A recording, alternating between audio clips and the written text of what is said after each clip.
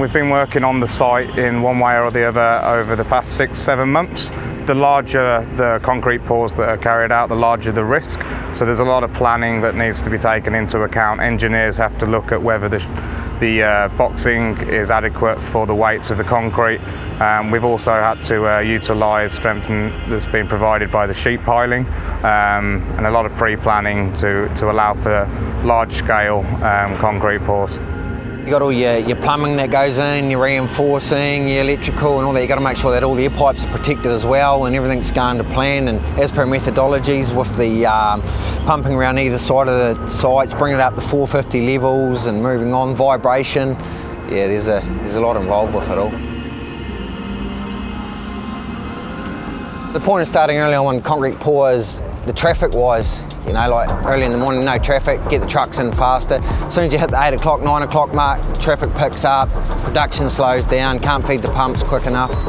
We always had that concern of the concrete trucks not keeping up with the pumps, but on the day it was the other way around. The concrete plant fed the trucks in quick enough, so we had them stacked up and it just went really smooth to plan. 1,480 cube we ended up putting in the hole. That involved 300 tonne of reinforcing and hours of labour obviously, and the input with the guys boxing it up and the time frames is pretty critical. It's great for Christchurch obviously, seeing something like this going up so fast as well. This will act as the centre city stop and transport interchange for the ECAN-led bus operations. It's part of what they call the hubs and spokes model, which is the efficient method moving forward to ensure that people using the buses can come in quickly, change and more efficiently, so there'll be buses running very smoothly. We're designing it not only for the current need, but for the need in 2041. So in 30 years' time, we're saying what this is going to be. And what you have to imagine here is a space that will have 70,000 people a day coming into and out of it. So that was quite a challenge in terms of design. So we started with the technical requirements.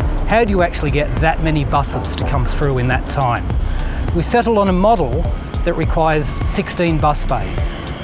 Because of the Canterbury weather, the idea of having an airport-style lounge was an absolute must. It was one of the key things here, so that when you come into the space, you're protected from the weather.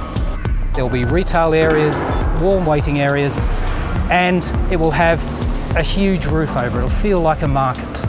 What we're going to have here is a fantastic piece of modern architecture that will reflect both the historic values of the land, but also what a modern city needs to be.